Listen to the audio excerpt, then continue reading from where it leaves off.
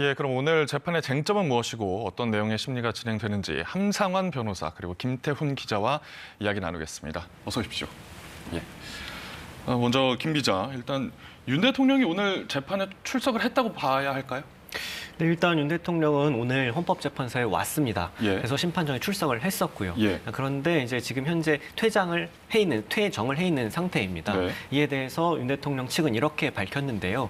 일국의 대통령과 일국의 총리가 함께 이 심판정에 나와서 대면하고 있는 모습이 좋지 않을 것 같다는 판단 하에 퇴정했다. 이렇게 밝힌 상태입니다. 네. 그래서 지금 이제 5시 10분부터는 홍장원 전 국정원 1차장의 증인신문이 진행될 예정인데 여기에는 윤 대통령이 직접 나올 가능성도 있는 상태입니다. 현재 지금 대기실에서 예. 한덕수 국무총리의 증인신문을 지켜본 것으로 알려졌습니다. 퇴정을 한 상태고요. 네. 변호사님, 지난번에도 그렇고 이번에도 그렇고 윤 대통령이 퇴정을 했습니다. 이건 무슨 의미를 가졌다고 봐야 할까요? 예, 지난 그 9차 변론 기일에도 윤 대통령은 출석을 했다 퇴정을 했고요. 요번 같은 경우에도 한덕수 총리 10차 변론 같은 경우에도 퇴정을 했는데요.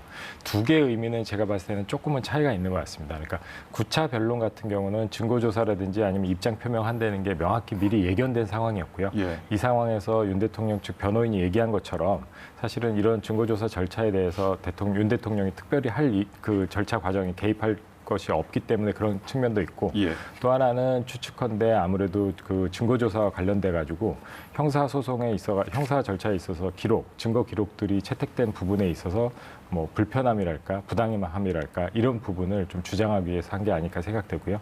끝으로는 그 증거조사와 관련돼 가지고 그 증거 변론이라고 윤 대통령 측에서 마지막에 얘기를 했거든요. 근데 반면에 소추인단 측인 국회 측에서는 거의 최후 변론처럼 얘기를 했기 때문에 윤 대통령 측에서는 아마 준비가 안 돼서 9차 변론에는 그런 게 아닌가 생각이 되고요.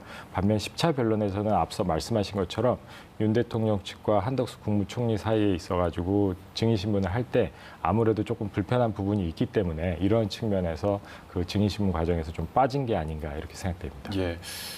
윤석열 대통령과 한덕수 국무총리가 대면을 하지는 않았습니다. 이제 오늘은 오후 2시가 아니고 3시부터 진행이 됐는데 늦은 시간까지 재판이 이어질 것 같습니다. 오늘 시작 시간은 왜 미뤄진 겁니까?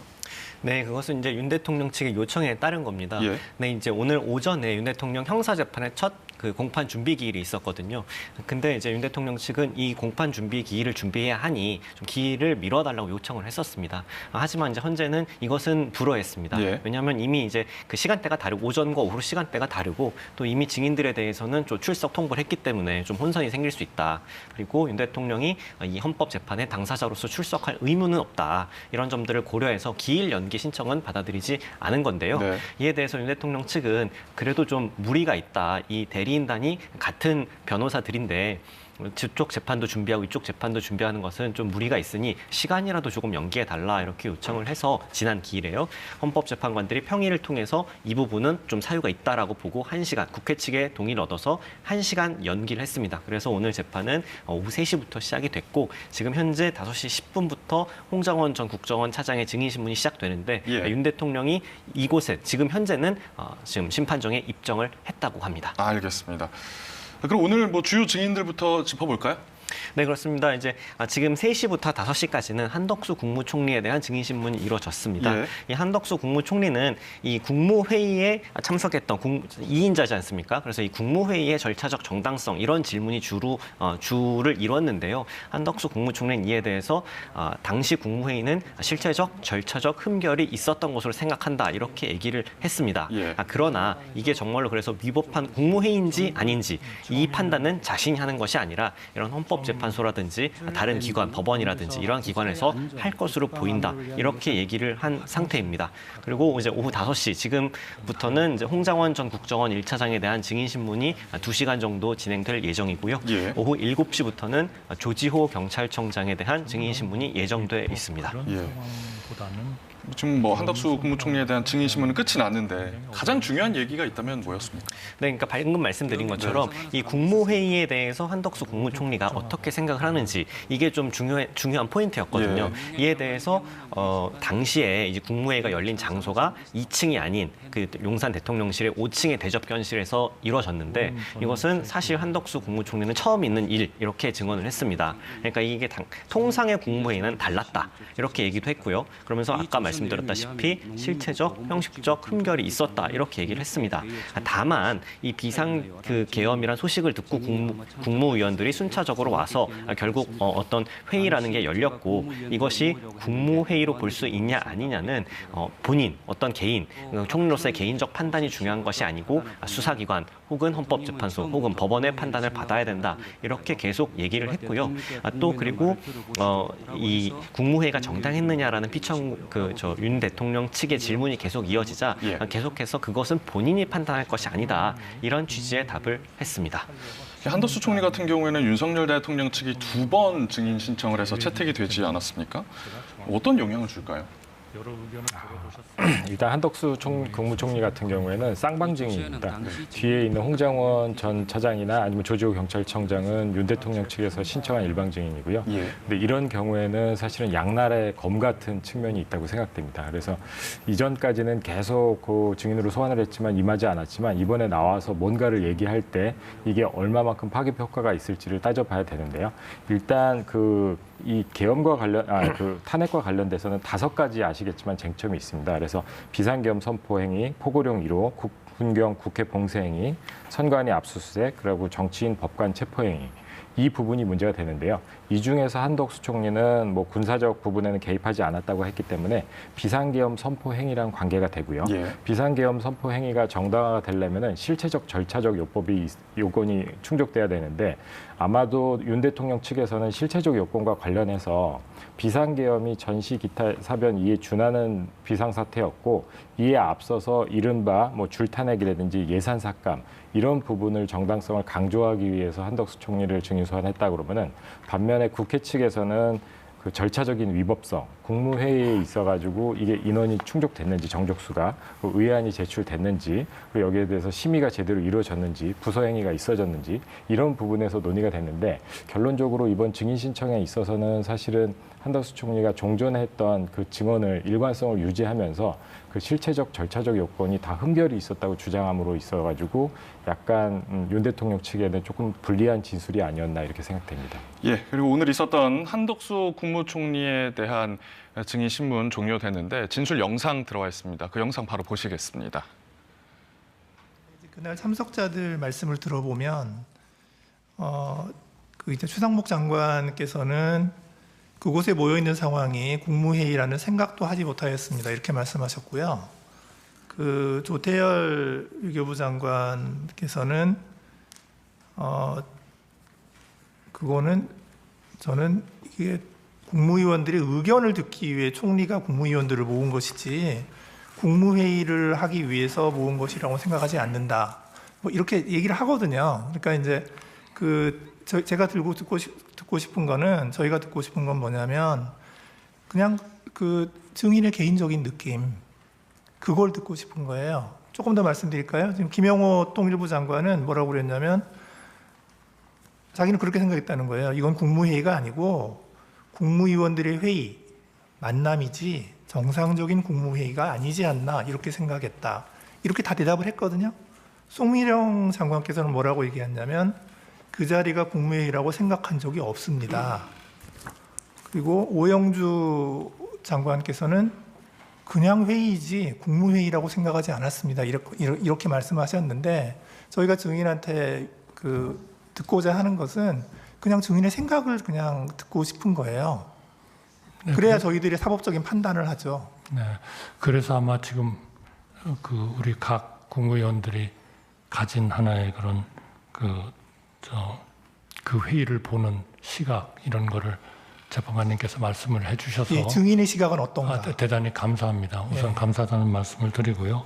그렇기 때문에 저의 시각도 경우에 따라서는 간담회로 본다. 어떤 때는 국무회의가 아닌 게 맞지요. 그러면은 대개 물으신 분이 결국 회의 개회도 없었고 폐회도 없었고 안건에 정확한 제기도 없었고 안건에 대한 설명도 없었고 하는 그런 또 절차적인 말씀을 하시거든요.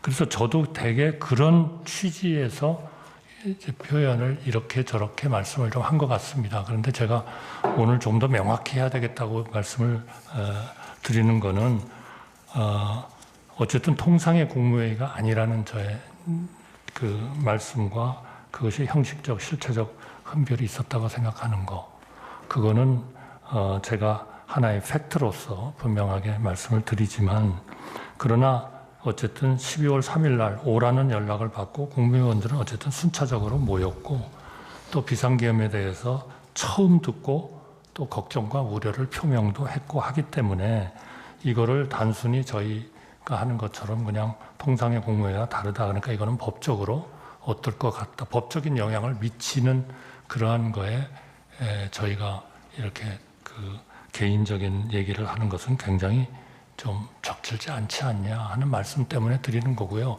저도 지금 그 통상의 국무회의와 달랐다는 취지로 뭐 간담회로도 말씀도 드려봤고, 국무회의가 아닌 게 맞지요 하면은 뭐 상당히 동의를 한다고도 말씀을 드렸고, 뭐 갖추지 못했다 그러면 또 그것도 상당히 뭐 갖추지 못한 것 같다, 이렇게 저도 그렇게 얘기를 했다는 말씀을 드립니다. 예, 알겠습니다. 감사합니다. 예, 지금은 이 홍장원 전 국정원 1차장에 대한 증인 신문 진행되고 있습니다. 지금 현재 어떤 이야기들 오가고 있는지 들어온 소식들이 있습니까? 네, 지금 이제 조금 전 5시 10분쯤 홍장원 전 국정원 1차장이 심판정에 입정을 했는데요. 예. 윤 대통령이 앉아 있는데 윤 대통령을 향해서 인사도 하지 않은 채 지금 예. 증인대에 섰습니다. 그러면서 지금 재판부에게 어떤 이 서류를 제출을 했는데, 그것이 지금 이 문제되는 이른바 홍장원 메모, 그러니까 체포조 명단을 적은 메모를 지금 재판부에 제출한 것으로 보이고요. 예. 이것에 대해서 계속 진술이 오갈 것으로 보입니다. 그러니까 이제 이 홍장원 전 1차장의 증인 신문이 오늘 가장 핵심적일 것으로 보이는데요. 홍 전 차장이 이 비상계엄 선포 직후 윤 대통령으로부터 싹 다 잡아들여라, 이런 발언을 지시를 받았다라고 또 진술을 했고, 또 그 뒤에 여인형 전 방첩사령관으로부터 전화를 받아 이 체포 명단을 들었다, 이렇게 주장을 하고 있는 인물입니다. 근데 최근 이 전화를 받았다는 지점에 대해서, 장소에 대해서 일부 논란이 있었잖아요. 그러니까 지금 이 장소를 받은 것이 공터냐 사무실이냐를 두고 지금 갑론을박이 벌어지고 있는데, 이런 점에 대해서도 지금 홍장원 전 국정원 1차장이 어떻게 답변을 할지, 그런 것도 지금 이제 주목되는 부분이고요. 그래서 이 진술 신빙성을 헌법재판관들이 어떻게 볼지도 좀 중요한 것으로 보입니다. 알겠습니다. 홍장원 전 국정원 1차장 같은 경우에는 5차 변론기일에 출석한 적도 있고 이번이 2번째 출석입니다.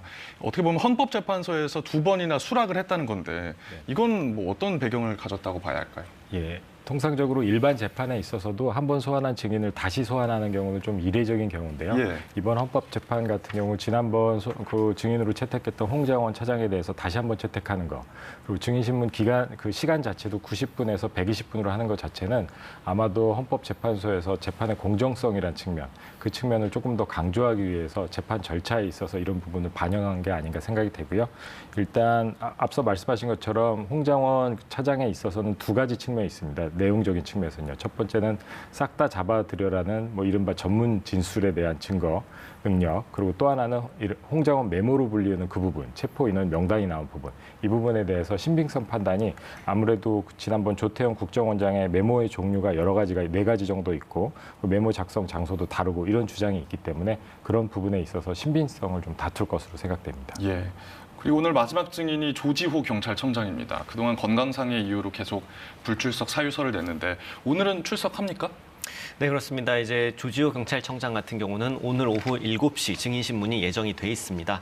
헌재가 지난 기일에 구인 영장 집행을 촉탁하자 조지호 청장 측에서 직접 출석 의사를 밝히면서 지금 나올 것으로 예상이 되고 있습니다. 다만 이 조 청장이 계속해서 건강상의 이유로 이제 어떤 문제가 있다, 증언하기 힘들다, 이렇게 얘기를 하고 있는 만큼 실제로 저희 심판정에 나와서 어느 정도 증언을 할 수 있을지는 조금 더 지켜봐야 될 것 같습니다. 예. 이 조 청장도 상당히 핵심적인 인물인데요. 이 조 청장 같은 경우는 정치인 체포 지시를 윤 대통령한테 직접 들었다, 이렇게 진술을 한 바 있습니다. 수사기관에서요. 그래서 오늘 이런 부분에 대해서 헌재 증인 신문에 나와서는 또 어떻게 얘기를 할지, 이런 것을 좀 더 주의해서 봐야 될 것 같습니다. 네, 알겠습니다.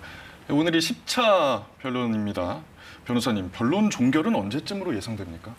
아마도 오늘 만약에 보통 일반적인 재판 같은 경우는 이렇게 오늘 같은 경우에 최후 변론하고 재판을 종결할 가능성이 있는데요. 헌법재판 같은 경우에 그 지금 이 헌법재판이 의미하는 함의라든지 아니면 중요성을 감안했을 때 아마 한 번 더 기일을 잡을 수도 있지 않을까 생각이 되고요. 그 절차 과정에서 만약에 변론이 종결하게 되면은 재판관 평의, 모든 재판관들이 참석하는 과정에서 내용에 대해서 주고받고 주심 재판관인 정영식 재판관이 그 핵심적인 내용, 증거 이런 걸 얘기한 다음에 다수 의견을 채택하고 다수 의견의 범위에서 그 재판관 결정문 초안을 작성하지 않을까 그렇게 생각됩니다. 예, 알겠습니다. 2주 정도 2주 정도 예상됩니다. 알겠습니다. 함상환 변호사, 김태훈 기자와는 여기까지 얘기 나누겠습니다. 고맙습니다.